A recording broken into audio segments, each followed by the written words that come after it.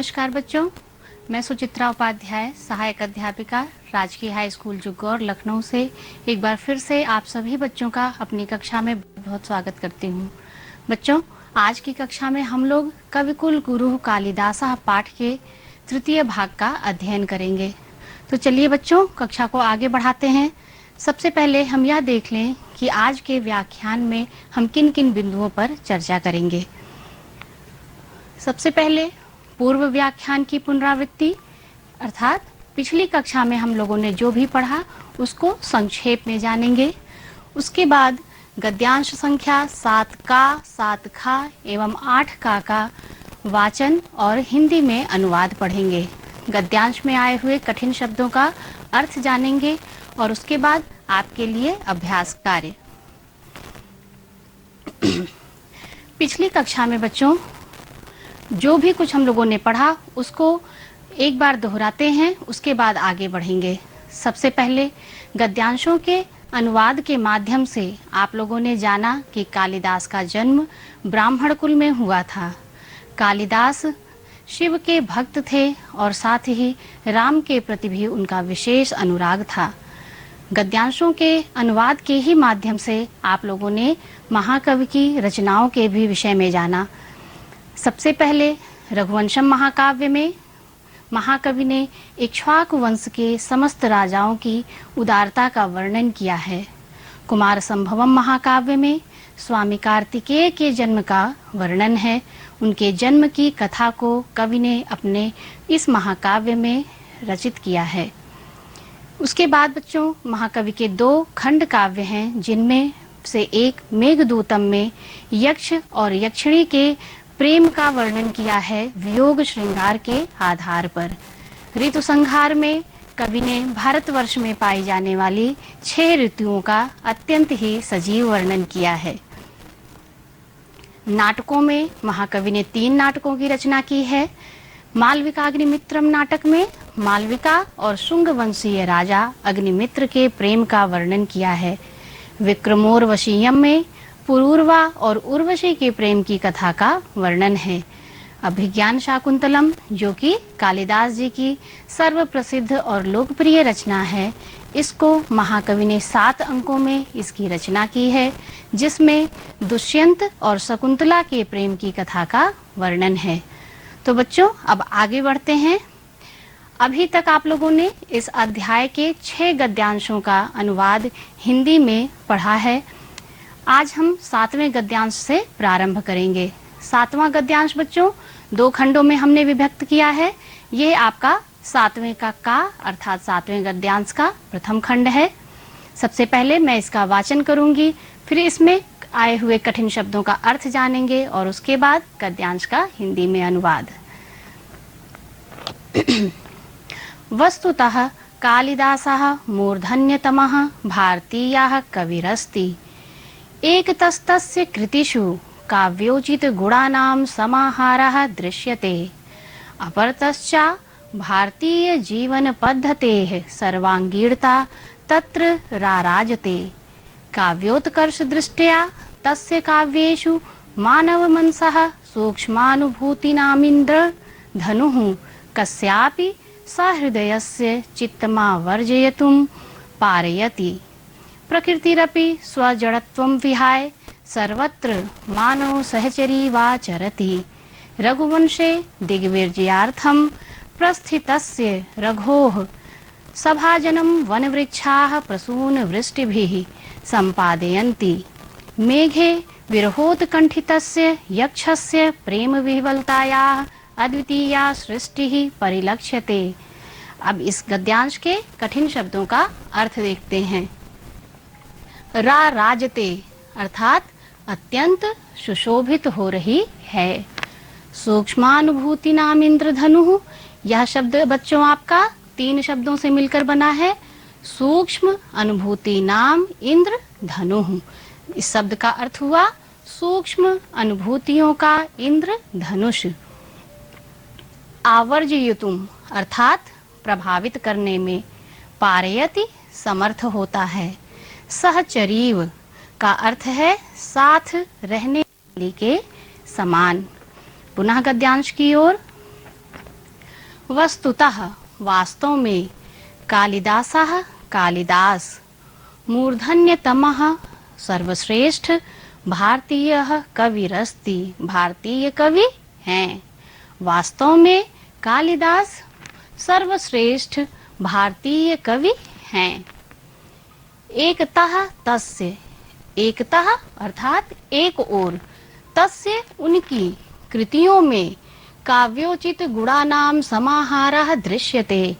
काव्य के उचित गुणों का समाहार अर्थात समावेश दृश्यते दिखाई देता है। अपरतश्चा अपरतः अपरतः का अर्थ है और दूसरी ओर। चा आप सभी बच्चे जानते हैं संस्कृत में और के अर्थ में चा का प्रयोग होता है। तो और दूसरी ओर भारतीय जीवन पद्धति सर्वांगीणता भारतीय जीवन पद्धति की सर्वांगीणता तत्र राराजते वहाँ सुशोभित होती है। पूरे वाक्य का अनुवाद देखेंगे। एक ओर उनकी कृतियों में काव्य के उचित गुणों का समाहार या समावेश दिखाई देता है और दूसरी ओर भारतीय जीवन पद्धति की सर्वांगीणता भी सुशोभित हो रही है। काव्योत्कर्ष दृष्टया काव्य के उत्कर्ष की या उन्नति की दृष्टि से तस्य काव्येषु उनके काव्यों में मानव मनसः मानव मन की सूक्ष्म अनुभूतियों का इंद्रधनुष कस्यापि किसी भी सहृदय के चित्तम अर्थात चित्त को या मन को आवर्जयितुम प्रभावित करने में पारयति समर्थ होता है। आपका वाक्य बनेगा कि काव्य के उत्कर्ष की दृष्टि से उनके काव्यों में मानव मन की सूक्ष्म अनुभूतियों का इंद्रधनुष किसी भी सहृदय के मन को प्रभावित करने में समर्थ है। प्रकृतिरपि स्वजड़त्वं विहाय प्रकृति भी अपनी जड़ता को अपनी निर्जीविता को विहाय का अर्थ है छोड़कर सर्वत्र मानव सहचरी वाचरति सर्वत्र सभी जगह मानव के साथ रहने वाली के समान आचरति आचरण करती है। रघुवंशे दिग्विजयार्थम रघुवंशम महाकाव्य में दिग्विजय के लिए प्रस्थितस्य प्रस्थान करते हुए या जाते समय रघोः राजा रघु के सम्मान में वन के वृक्ष प्रसून वृष्टि भी प्रसून का अर्थ होता है पुष्प वृष्टि भी वर्षा को कहते हैं पुष्प की वर्षा संपादयन्ति संपादित करते हैं या करते हैं। आपका वाक्य बन रहा है रघुवंशे रघुवंशम महाकाव्य में दिग्विजय के लिए प्रस्थान करते हुए राजा रघु के सम्मान में वन के वृक्ष भी पुष्पों की वर्षा करते हैं। मेघे अर्थात मेघदूतम में विरहोत्कंठितस्य विरह से उत्कंठित या विरह से व्याकुल यक्षस्य प्रेम विह्वलता याह यक्ष की प्रेम विह्वलता का अद्वितीय सृष्टि ही परिलक्ष्यते अद्वितीय सृष्टि दिखाई देती है। बच्चों प्रथम इस पाठ के प्रथम भाग से ही आप लोगों ने पढ़ा कि महाकवि कालिदास की रचनाओं में प्रकृति का अत्यंत ही सजीव वर्णन है।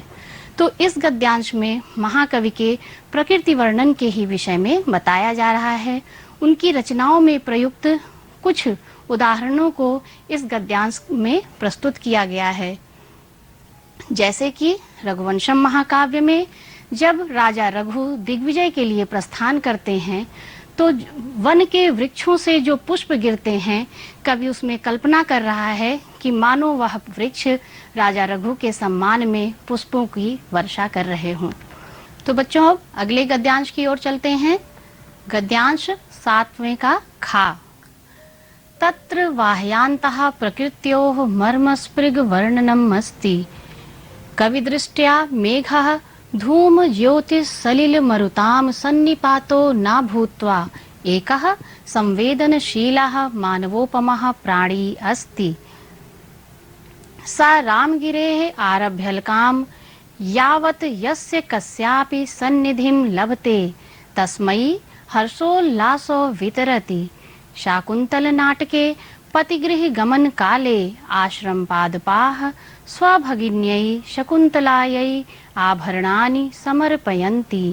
हरिणार्भकः तस्याः मार्गवरोधं कृत्वा स्वकीयं निश्चलं प्रेम प्रकटयति। एवमेव नद्यः प्रेयस्य इवाचरन्ति।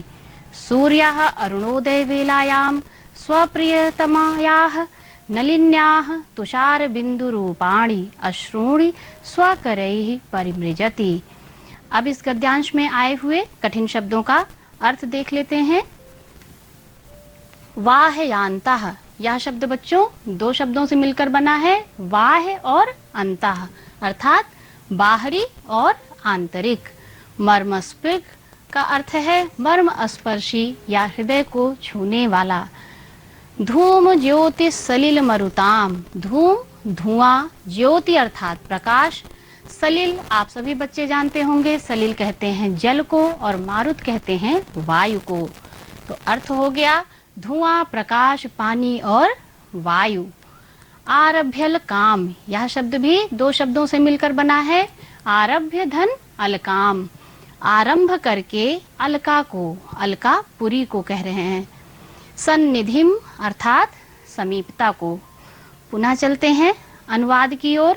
अब इस गद्यांश का हिंदी में अनुवाद ध्यान से देखिएगा। तत्र वहां, वहां का अर्थ है कालिदास की रचनाओं में। वाह्यांतः प्रकृत्योः, बाहरी और आंतरिक प्रकृतियों का मर्म स्पर्शी वर्णन है। कवि दृष्टया मेघः धूम ज्योति सलिल मरुताम सन्निपातो न भूत्वा। कवि की दृष्टि में मेघ अर्थात बादल को धूम, धुआं, प्रकाश, पानी और हवा का सन्निपातो संग्रह ना हो करके एकाः संवेदनशीलाः मानवोपमः प्राणी अस्ति। वह एक संवेदनशील मानव के समान ही प्राणी है। मेघदूतम में बच्चों कवि ने मेघ को केवल, जैसा हम लोग साधारण रूप में कहते हैं कि मेघ पानी, बिजली चमकती है, उसके साथ ही हवा और धुएं का एक समूह है, किंतु कवि ने उसको मानव के समान ही एक संवेदनशील प्राणी के रूप में दर्शाया है। सा रामगिरे, वह रामगिरी से आरभ्य अलकाम, आरंभ करके अलकापुरी तक, यावत यस्य कस्यापि, जिस किसी की भी सन्निधिम लभते, समीपता प्राप्त करता है, तस्मै उसको हर्षोल्लासो वितरति, हर्ष और उल्लास का वितरण करता है या हर्ष और उल्लास ही फैलाता है।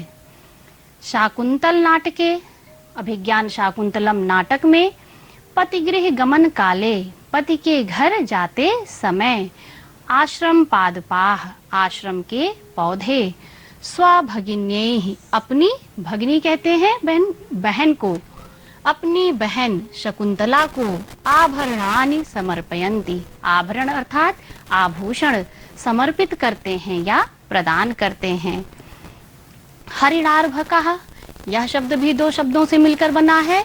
हरिण धन अर्भक, हरिण अर्थात हिरण, अर्भक कहते हैं छोटे बच्चे को, हिरण का बच्चा।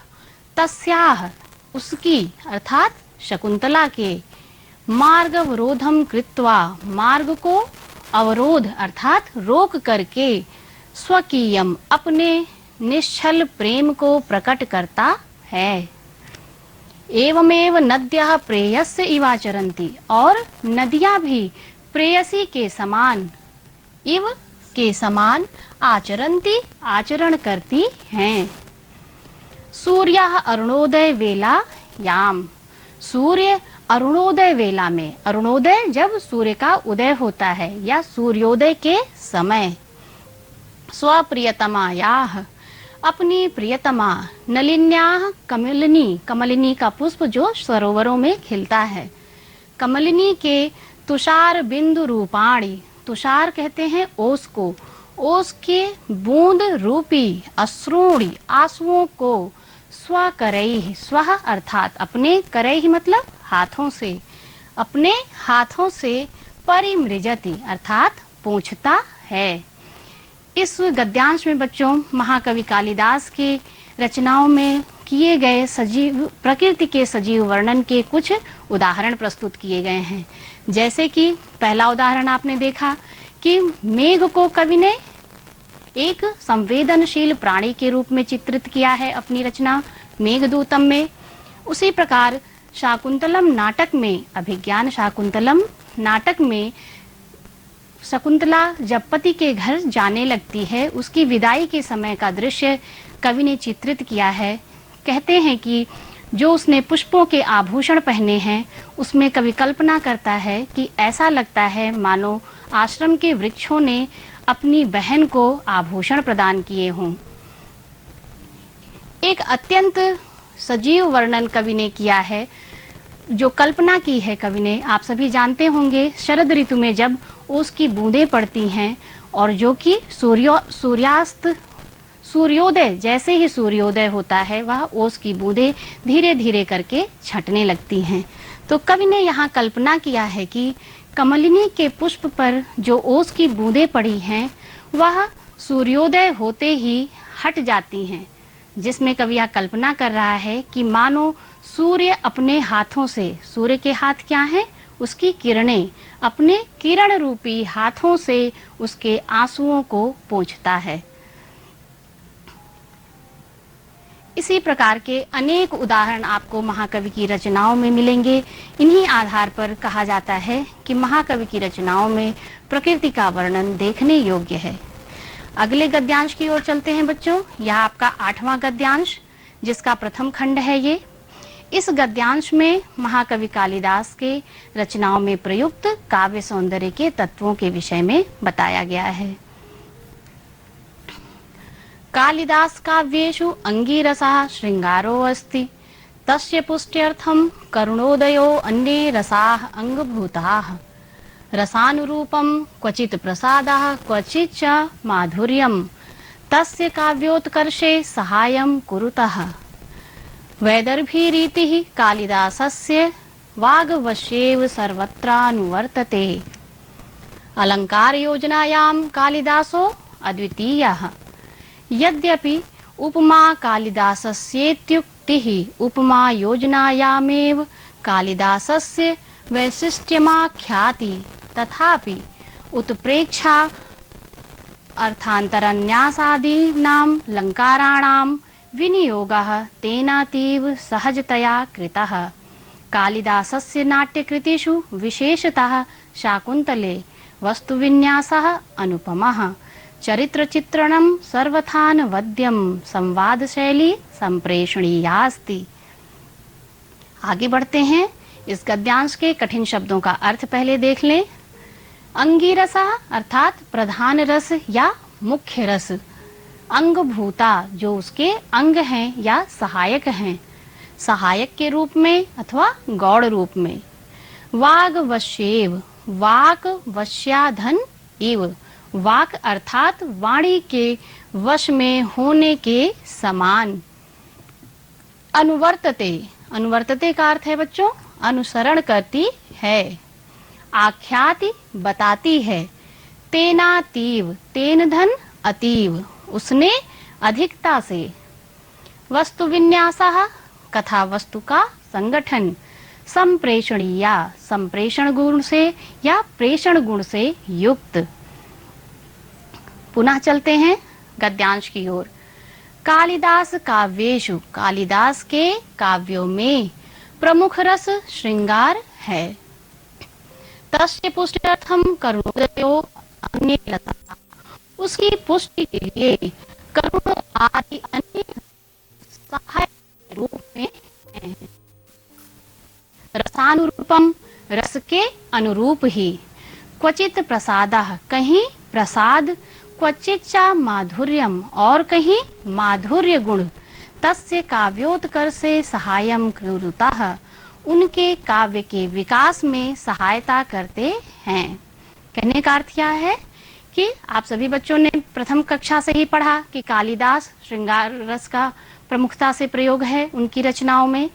उसी बात को यहाँ गद्यांशों में बताया जा रहा है कि कालिदास की रचनाओं में प्रमुख रस श्रृंगार है, किंतु करुण आदि अन्य रस भी सहायक के रूप में प्रयोग हुए हैं और रसों के अनुरूप ही जिस प्रकार से उन्होंने रस का प्रयोग किया है उसी प्रकार से उसके अनुरूप ही कहीं माधुर्य गुण और कहीं प्रसाद गुण उनकी रचनाओं में उनकी सहायता करता है। वैदर्भी रीति कालिदासस्य वाग्वश्येव सर्वत्रानुवर्तते। वैदर्भी रीति कालिदास के वाणी के वश में होने के समान सर्वत्रानुवर्तते, सभी जगह उनका अनुसरण करती है। कहने का तात्पर्य यह बच्चों कि कालिदास जी ने वैदर्भी रीति को इतनी सहज से प्रयोग किया है कि ऐसा लगता है मानो वह उनकी वाणी के वश में हो और उनका अनुसरण कर रही हो। अलंकार योजनायाम कालिदासो अद्वितीयः। अलंकारों की योजना में या अलंकारों के प्रयोग में कालिदास अद्वितीय हैं। यद्यपि उपमा कालिदासस्येति युक्तिः, यद्यपि उपमा कालिदासस्य उक्तिः, यह कथन उपमा योजनायाम एव कालिदासस्य, उपमा की योजना में या कालिदास की विशिष्टता को बताती है, तथापि फिर भी उत्प्रेक्षा अर्थांतरन्यास आदि अलंकार के प्रयोग में तेनातीव सहजतया कृतः। अर्थांतरन्यास और उत्प्रेक्षा अलंकारों का प्रयोग उन्होंने अधिकता से और सहजता से किया है। कालिदासस्य नाट्य कृतिषु, कालिदास की नाट्य रचनाओं में विशेषतः शाकुंतले, विशेष रूप से शाकुंतलम में वस्तु विन्यासः अनुपमः, कथा वस्तु अनुपम है। चरित्र चित्रणम सर्वथानवद्यम, चरित्र चित्रण सभी प्रकार से अनवद्य अर्थात निर्दोष हैं, निष्कलंक हैं। संवाद शैली संप्रेषणीयास्ति, और संवाद शैली संप्रेषण गुण से या प्रेषण गुण से युक्त है। कहने का अर्थ यह है कि कालिदास की नाट्य रचना शाकुंतलम की कथा वस्तु बहुत अच्छी है, अनुपम है, जिसको कहा गया है अनुपम है। और जिन पात्रों का वर्णन उन्होंने अपनी नाटक में किया है उनका चरित्र सभी प्रकार से निर्दोष है। शैली प्रेषण गुण से युक्त है। प्रेषण गुण का अर्थ है बच्चों कि जो हम कहना चाहते हैं वह भाव बहुत ही आसानी से सहजता से दूसरों तक पहुंच जाता हो तो वह उसे हम अपने साहित्य में प्रेषण गुण कहते हैं। इस तरह से बच्चों आज की कक्षा में गद्यांशों के अनुवाद के माध्यम से आप लोगों ने महाकवि कालिदास के रचनाओं में प्रयोग प्रकृति के वर्णन को देखा। उसके कुछ उदाहरणों को आपके गद्यांशों में दिया गया है जिनको आज आपने पढ़ा, और कालिदास की रचनाओं में प्रयोग काव्य सौंदर्य के तत्वों को भी देखा। आपके लिए बच्चों आज के लिए अभ्यास कार्य है दो गद्यांश, 7वें का और 8वें का। इन दोनों गद्यांशों को आप संदर्भ सहित हिंदी में अनुवाद करेंगे और गद्यांशों में आए हुए समस्त कठिन शब्दों के अर्थों को भी याद करेंगे।